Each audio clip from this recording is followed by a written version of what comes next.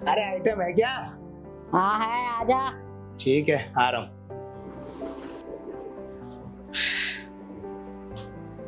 आ बैठ।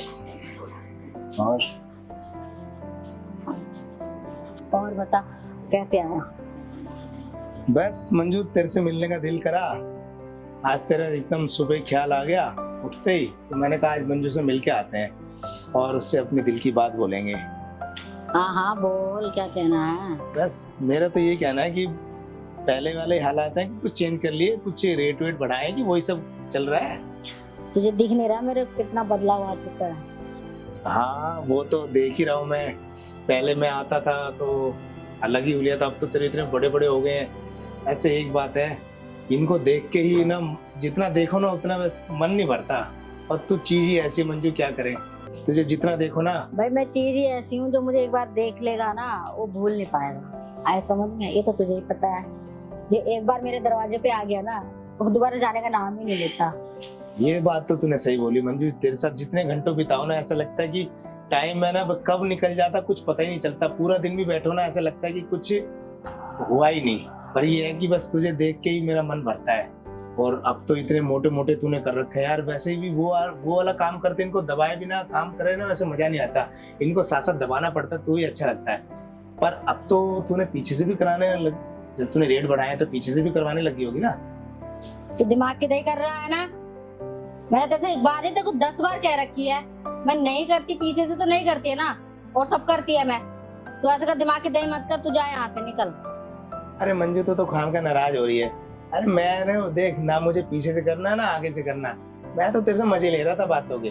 और मैं जो आज आया ना अपने दिल की बात बोलने आया हूँ, ये सब काम नहीं करने आया। अच्छा बोल, क्या कह रहा है? मैं ये कह रहा था मंजू, तू ये सब काम करती ना औरों के साथ, तो ना मुझे अच्छा सा नहीं लगता। मुझे थोड़ा सा ना बहुत बुरा लगता है कि भाई जिससे ना मैं प्यार करता हूँ और वो सब ये काम करती है।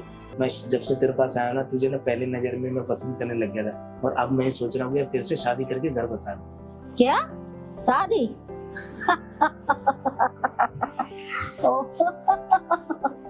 तू शादी करेगा मुझसे? धंधे वाली से?